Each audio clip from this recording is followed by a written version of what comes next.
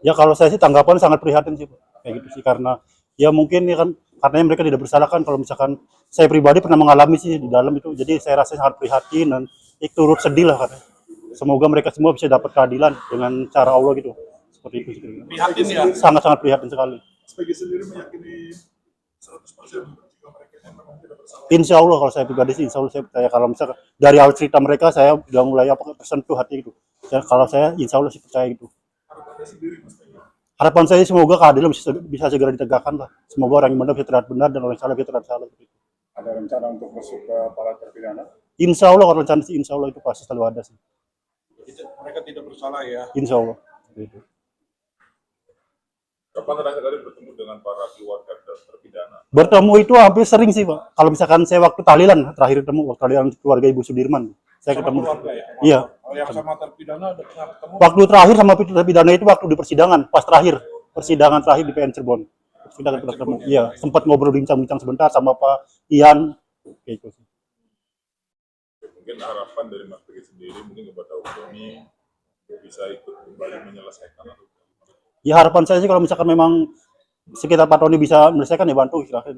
Karena kasihan sih saya pribadi sih kayak gitu. Karena saya juga pernah mengalami bagaimana, saya juga tahu bagaimana perasaan keluarga sih. Terutama kan keluarga saya juga pernah mengalami seperti itu. Bagaimana rasanya seperti itu loh makanya kayak gitu sih. Pak Tony untuk perkembangan selanjutnya. Pak Tony, ya. Jika kemungkinan kasus Pegi ini kembali diangkat oleh pihak polisi, Ya, baik. Jadi dampak dari penolakan permohonan peninjauan kembali atau PK para terpidana ya ditolak oleh Mahkamah Agung, tentu dampaknya adalah kembali bahwa putusan pengadilan tingkat pertama ya sampai kasasi yang menghukum 8 orang bersalah dan 3 DPO itu tentu berlaku putusan itu. Nah, gara-gara putusan itulah dulu DPO itu kan dicari, alasan Polda mencari 3 DPO adalah putusan pengadilan.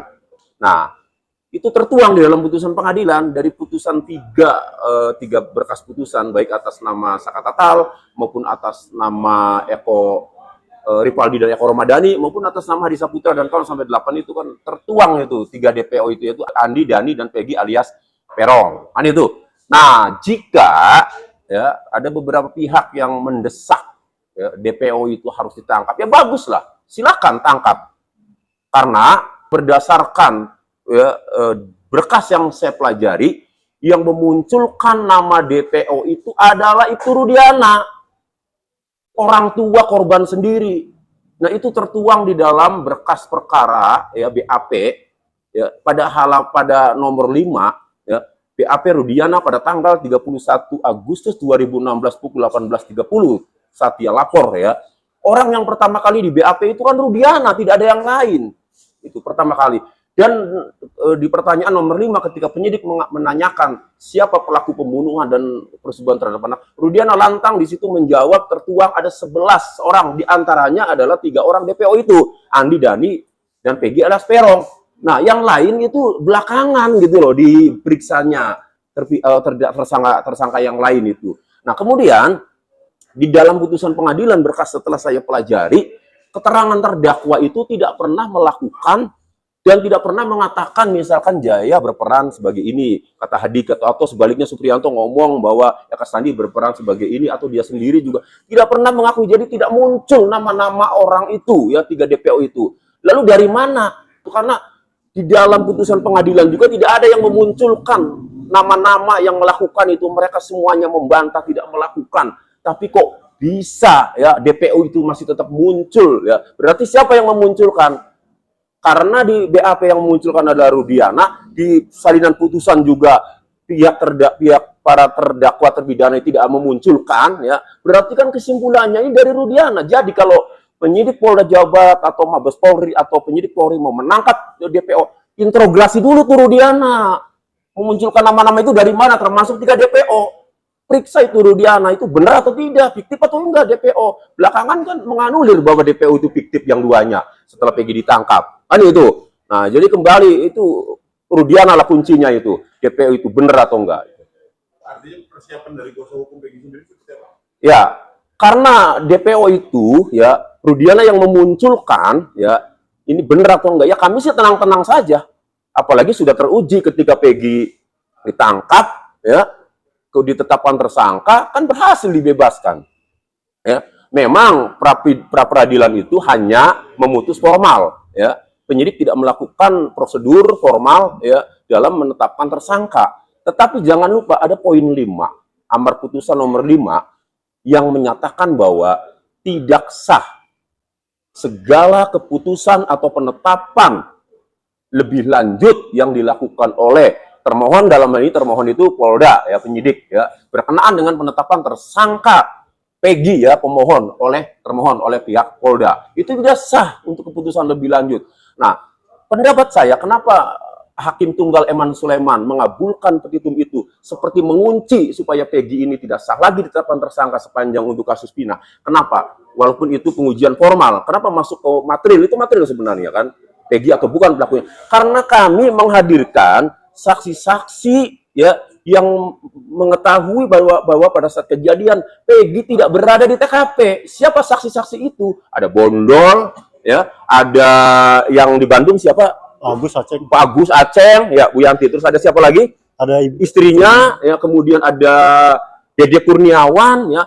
Itu sebenarnya saksi untuk di persidangan pokok perkara. Tapi kenapa kami hadirkan? Agar Hakim Tunggal yakin, agar poin 5, agar tidak main-main lagi untuk penetapan tersangka tanpa alat bukti sembarangan, agar tidak ada lagi permainan asal tetapkan tersangka. Itu. Ini misalkan di Bukit kembali yang 3 DPO, terus pihak Polda untuk meminta keterangan Peggy lagi dan kuasa hukum ini juga. Kami sebagai warga negara yang taat hukum, ya siap-siap saja. Oh Peggy bukan pelaku ya Bu Yanti, siap-siap saja, kan gitu. Hanya saja ya perlu diketahui setelah putusan pra peradilan tanggal 8 Juli 2024, hari itu juga penyidik Polda Jawa Barat itu melaksanakan putusan pengadilan ya Prapit itu menghentikan penyidikan ya Bu. Sudah dikeluarkan SP3, berarti penyidikan kasus Pina untuk tersangka Peggy saat itu sudah dihentikan setelah adanya putusan pra peradilan. Lalu kalau mau memeriksa lagi itu harus dibuka lagi. Berdasarkan peraturan Mahkamah Agung nomor 2016, ya, kalaupun mau memaksa membuka lagi, harus ada alat bukti baru. Alat bukti barunya apa? Tuh waktu di pra peradilan aja sudah digelontorkan semua alat buktinya itu dari jawaban Prapitnya itu semuanya itu. Kami lihat juga tidak ada yang mengarah bahwa ada pelaku tindak pidana pembunuhan itu kan, sama kayak putusan persidangan tahun 2016 atas nama 8 terpidana itu. Tidak ada yang mengarah, ya ditambah lagi yang barang bukti yang selanjutnya hanya ijazah, kartu Indonesia Pintar ya dan lainnya. Mengarah kemana itu, membuktikan apa ijazah-ijazah itu? Ya, silakan saja dengan alat bukti baru yang mana penyidik mau memeriksa, membuka penyidikan lagi, membuka surat perintah penyidikan lagi. Wah, sampai saat ini hasil kerja tim sus Mabes Polri sendiri belum diumumkan ke publik. Tanggapannya? Ya, saya melihat Mabes Polri ini, ya, saya menilainya lama ini. Padahal lama ya dalam bekerja. Padahal, ya, Mabes Polri yang telah membentuk tim khusus itu, waduh, saya apresiasi. Saya anggap Mabes Polri itu orang-orang pintar dan teknologinya juga canggih kan, dan apa jangkauannya juga sudah bisa kemana saja karena Mabes Polri pusat. Tapi berbanding terbalik ketika sampai hari ini hasilnya ya belum ada. Jadi saya sangat menyayangkan. Ya. Ini kasus Pina ini mau segera diselesaikan atau tidak gitu loh. Kalau memang tidak ada niat ya sudah, saya juga tidak komentar apa-apa. Barangkali niatnya tidak ingin diselesaikan. Tapi kalau niatnya ingin diselesaikan, tingkat polsek saja ya. Kalau untuk mengungkap yang sudah jelas-jelas hanya untuk menyimpulkan ini kasus ini apa, harusnya sudah ada kesimpulan, ada perkembangan. Nyatanya sampai hari ini kan belum ada perkembangan. Jadi serius atau tidak Mabes Polri gitu loh untuk menuntaskan kasus ini, itu aja. Seberapa penting itu hasil tim sus Mabes Polri ditunggu dari para terpidana ini juga? Sangat penting. Karena berdasarkan informasi yang beredar ya, ini kan ada dua kemungkinan. Apakah tetap pembunuhan ataukah kecelakaan? Kalau pembunuhan, pelakunya itu siapa, alat buktinya yang mana yang kira-kira bisa menguatkan, tidak seperti yang tahun 2016 kan. Kemudian kalau kecelakaan juga memang segera putuskan kan. Dua-duanya penting, kalaupun memutuskan ini tetap pembunuhan, pelakunya siapa, kan itu. Nah, kemudian apalagi kalau kecelakaan, ya, ini kan menjadi novum nanti kinerja Mabes Polri nanti yang dilanjutkan sampai pengadilan, itu kan nanti ada kepastian hukum, ada putusan. Putusan itulah kalau memang putusannya kecelakaan, ya, putusan itulah ya yang akan dijadikan novum sebagai alat bukti. Putusannya apa? Putusannya tentu kalau memang ini kecelakaan. Kemudian Mabes Polri melihat berarti ada rekayasa kasus, berarti ada obstruction of justice, berarti ada pemberi keterangan palsu, dan seterusnya ya, dari saksi mulai laporan sampai penyidik semuanya, proses semuanya. Maka jadilah putusan hakim, putusan pengadilan itu menjadi novum. Itulah pentingnya ya kami masyarakat terutama para terpidana ini menunggu hasil keputusan dari Mabes Polri biar sampai ada kepastian hukum. Artinya putusan itu bisa dijadikan bahan untuk novum baru di PK2 nanti. Betul, putusan itu ya bisa dijadikan novum apabila, dan kalau memang sudah putusan itu novum yang sangat kuat. Bayangkan kalau putusannya itu memang ada rekayasa kasus, ada obstruction of justice, ada pemberi keterangan palsu, kan itu. Maka ini akan mempengaruhi ya, konstruksi dakwaan pembunuhan pada tahun 2016 kan, karena ini ada yang tidak beres, ada yang palsu, ada yang fiktif kan gitu. Nah, jadi sangat penting itu. Putusannya itu pasti putusan pidana mengenai rekayasa kasus itu pasti. Para terpidana ini menolak untuk diajukan gerasi lagi. Nah, sebenarnya untuk tim kuasa hukum mereka ini langkah apa Pak yang untuk membantu mereka lagi dalam kasus ini? Yanti mau jawab. Langkah yang dilakukan para kuasa hukum terpidana kan? Ya, saya mengamati, ya simple, saya mengamati begini. Ditolaknya permohonan PK oleh Mahkamah Agung ini, alasan yang disampaikan oleh pejabat Humas Mahkamah Agung adalah, satu, tidak ditemukannya kehilapan hakim, yang kedua, novum yang diajukan itu bukan bukti baru. Nah, sekarang persoalannya adalah novum yang diajukan oleh penasihat hukum para terpidana ini apa? Apa saja? Menjelaskan tentang apa? Mematahkan pertimbangan hakim yang mana? Terdakwa siapa? Kan, gitu, atas nama siapa? Nah, kemudian kehilapan hakim juga sama. Kehilapan hakim yang mana? Pertimbangan hakim yang dianggap menjadi kehilapan itu pertimbangan yang mana? Atas nama terdakwa siapa? Kan itu. Nah, ini juga harus jelas. Kemudian hakimnya menilai novum yang diajukan itu bukan bukti baru, bagaimana dia menilai, dasar hukumnya apa, kemudian menilai tidak ada kehilapan hakim juga, apa dasarnya, kan? Kemudian kenapa dia menilai tidak ada kehilapan hakim, ini nih harus saya pelajari dulu, ya sebelum saya berpendapat mengenai apa langkah selanjutnya, apakah PK kedua, ataukah upaya lain. Nah, saya belum bisa mengatakan, tetapi kalau PK kedua, diatur di dalam KUHP itu yang namanya PK harus ada bukti baru.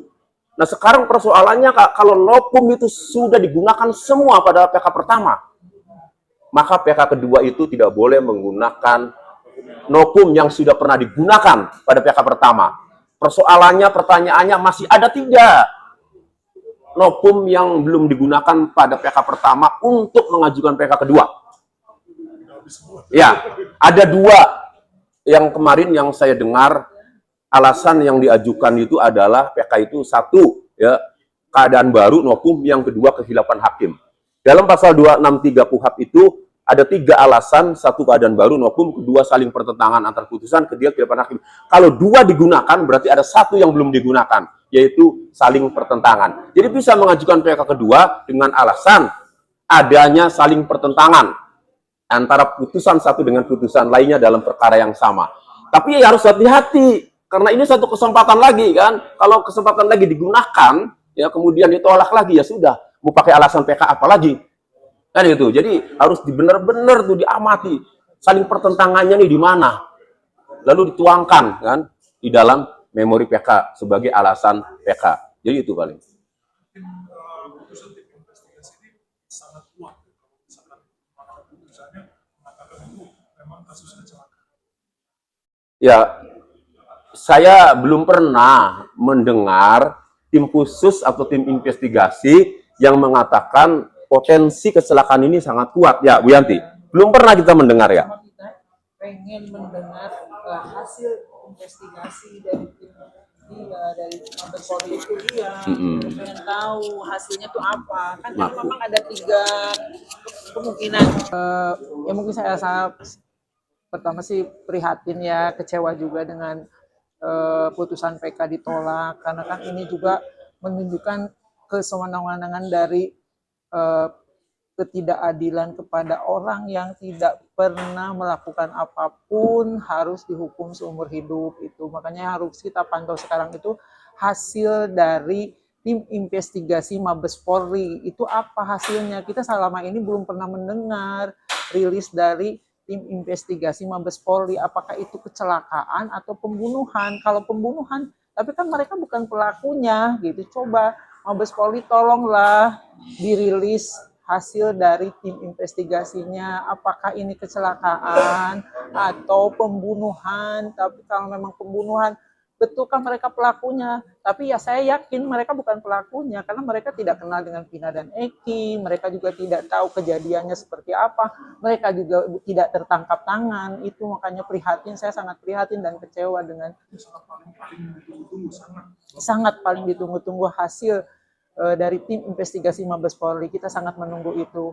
Coba diumumkanlah apa hasilnya, apakah kecelakaan atau pembunuhan. Kita sangat berarti buat kita. Kita harus pantau terus itu, harus sama-sama. Iya. Nah, banyak ya Bu ya, banyak sekali netizen ya Bu ya, yang meminta tim kuasa hukum Peggy itu untuk menangani. Nah, coba tanggapan Ibu bagaimana? Ya kalau kita sih tetap bantu support ya, karena memang kan secara etika mereka sudah punya tim kuasa hukum tersendiri. Jadi kita tetap bantu support bagaimana ini cara mengeluarkan mereka dengan cara apa, kita tetap support. Kalaupun dari kuasa hukumnya terpidana sharing ke tim kita, ya kita juga welcome ya Pak Tony, pasti gitu seperti itu. Insya Allah kalau mereka mengajak komunikasi, kita sering komunikasi kalau dengan Bu Titi. Kami cuma mengucapkan keprihatinan aja, baru mengucapkan keprihatinan. Mudah-mudahan mereka mendapatkan keadilan. Nah, jadi ada kode etik Bu ya, betul. kode etik advokat. Kita ini kalau misalnya ya proaktif menawarkan diri kepada keluarga terpidana, bagaimana kalau penasihat hukum terpidana yang sekarang masih terikat kuasanya itu tidak terima? Kan itu bisa dianggap merebut klien. Kode etik ya, itu melanggar kode etik. Itu. Jadi gini, advokat itu kalau orangnya butuh, ya maka kita sifatnya bisa menerima kalau memang dia memohon ya Bu ya. Makanya kalau lagi ada pengacaranya itu kan kita tidak bisa apa-apa. Kalaupun dia datang juga, maka pengacara yang ada itu ya harus jelas dulu apakah dicabut ataukah ditambah, kan gitu. Nah itu harus jelas. Misalnya dari pengacara yang lain ya tidak mau ya, misalkan sudah nggak bisa diapa-apain kan? Iya, jadi udah ada pengacaranya, udah biarkan. Nah, kalau kita ini sifatnya pengacara itu kalau dimohon ya harus jelas dulu nih masih ada pengacaranya atau tidak.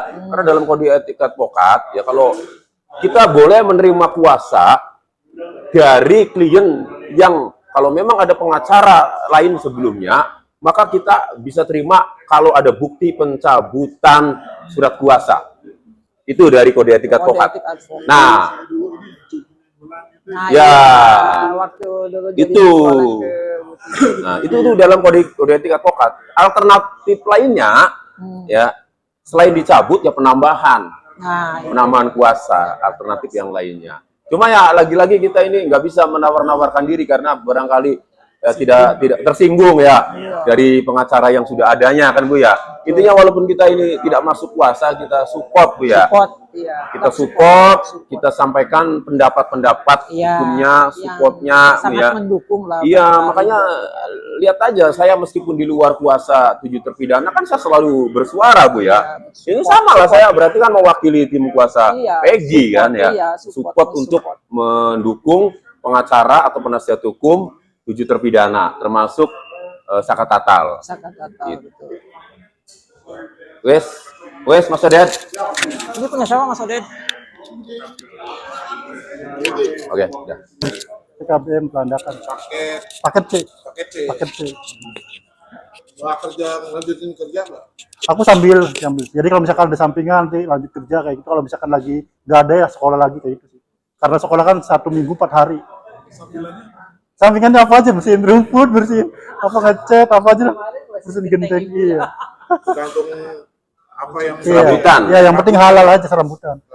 Tetap di bangunan, Iya, untuk tetap di- sementara.